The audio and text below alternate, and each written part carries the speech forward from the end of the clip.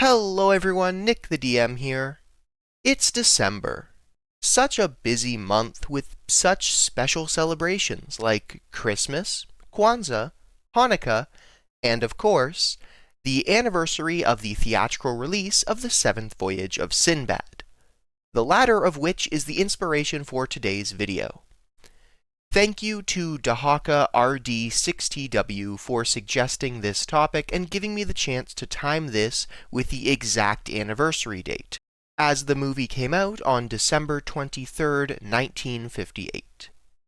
In celebration, we are taking a look at a second edition monster based on a creature from the movie. I am, of course, talking about the Island Giant. So, let's take a look. The Island Giants come from the Al-Qadim setting, specifically the Land of Fate boxed set for Advanced D&D 2nd Edition. These monsters are said to be based on the creature that appears in the 1958 film, The Seventh Voyage of Sinbad. Though one funny coincidence I noticed when researching the creature's origins is that the Ogre Giant from the same D&D supplement actually more closely resembles the creature as it was originally described in the third Voyage of Sinbad, which was one of the many stories in 1001 Nights, a collection of Middle Eastern folktales. To quote the passage from the English translation titled Sinbad the Sailor and Other Stories from the Arabian Nights, illustrated by Edmund Dulac. Quote, "It was about sunset when we were awakened suddenly by a loud noise and a trembling of the earth. And lo, we beheld coming from the further end of the apartment a gigantic being in the shape of a man. His skin was black, and his eyes blazed like fire. 2 gleaming tusks protruded from his great mouth. His enormous ears drooped to his shoulders, and his nails were like the sharp claws of a beast of prey." End quote. But now on to the D&D version of the Island Giant. Island Giants are towering, twisted, and horrid giants of chaotic evil alignment, as malicious and hateful as they are ugly. Their appearance varies, though all are roughly humanoid. Many of them have 1 or more horns on their forehead, as well as a single cyclopean eye.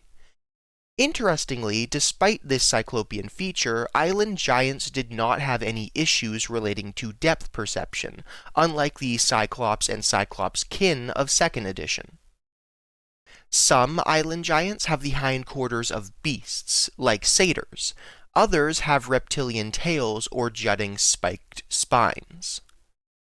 Other races of giants and enlightened humanoids universally despise the Island Giants, and the Island Giants reciprocate those feelings of despisal.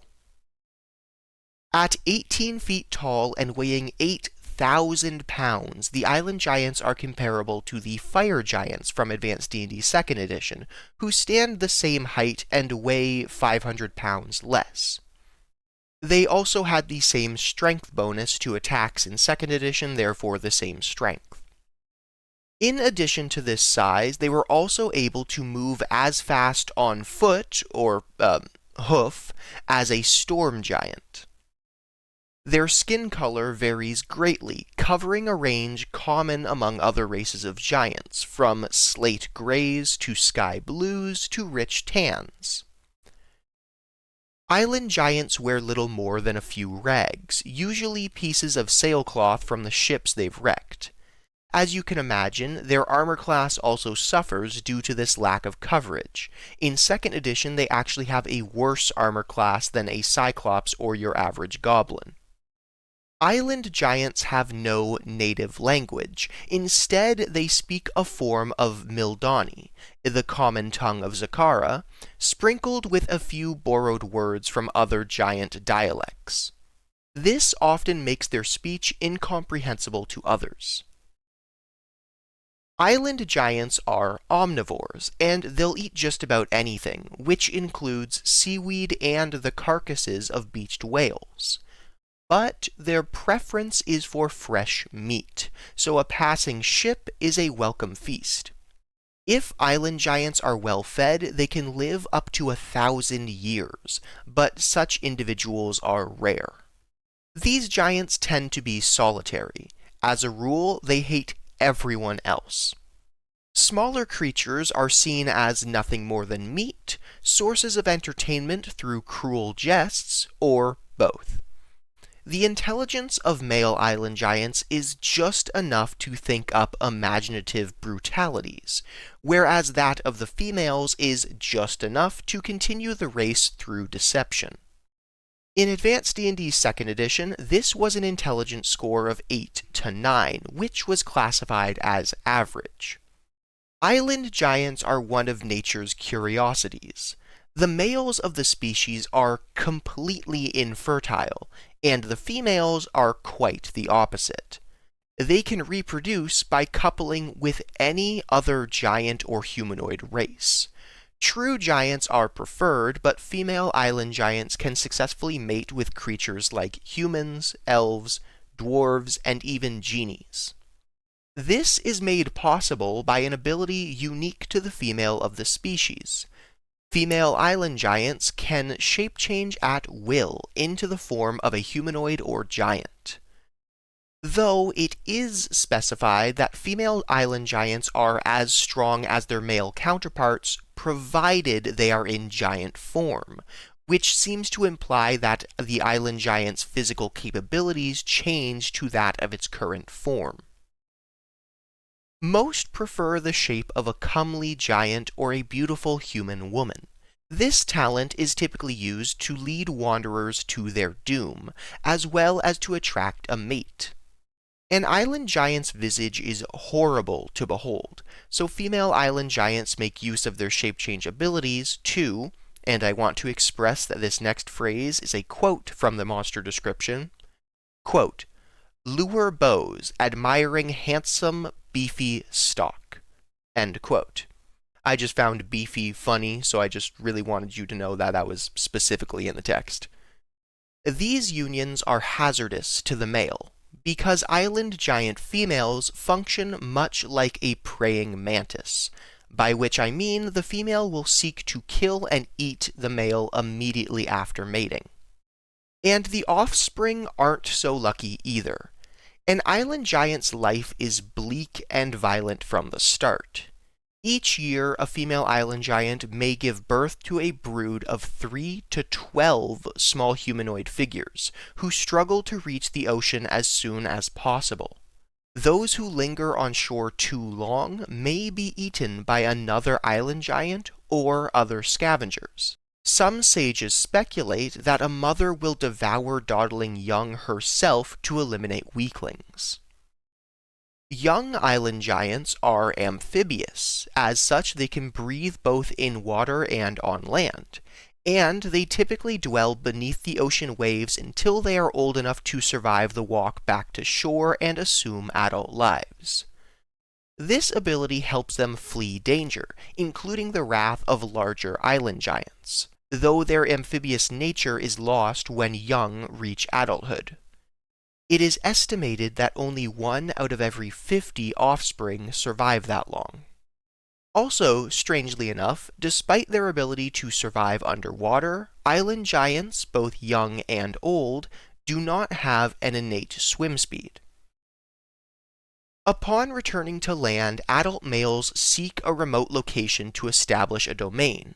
Adult females set out to deceive potential mates, beginning anew the cycle of reproduction. Island giants don't have many other abilities, especially when it comes to combat. Island giants are not tool makers by nature, so fabricated weapons are rare, and in melee they usually rely on their fists. However, one talent they possess marks them, in my opinion, as worthy giants, and that is rock throwing. Island giants can heave boulders up to 210 yards, which is 630 feet, and catch similar missiles a majority of the time, 70% of the time in Advanced D&D 2nd edition.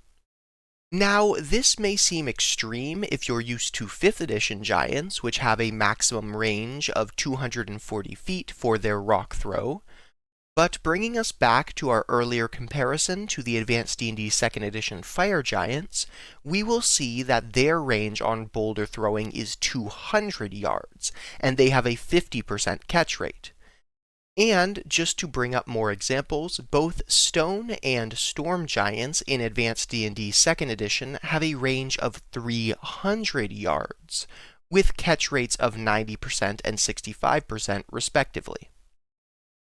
One thing to note about the Island Giants is their only defensive capability. Unlike the true giants of 2nd edition, Island Giants possess a modicum of magic resistance, specifically a 10% chance for any spell or spell-like ability to fail before the giant even needed to attempt a saving throw. Despite their limited intellect, Island Giants are smart enough to seek an advantage in combat. When attacking a ship, most will attempt an ambush. A ship usually contains more than a single meal, so an island giant will attempt to trap or imprison its victims, creating a makeshift pantry for convenient snacking. And there we have it, a complete lore analysis of the Island Giant, and just in time for the movie's 66th anniversary. The link to the complete stat block converted for 5th edition will be in the description. I hope you've all enjoyed this video covering a fairly obscure giant. If you have, then please consider leaving a like, commenting, or subscribing to help the channel grow. Thank you all so much for watching, and I hope to see you next time. Bye!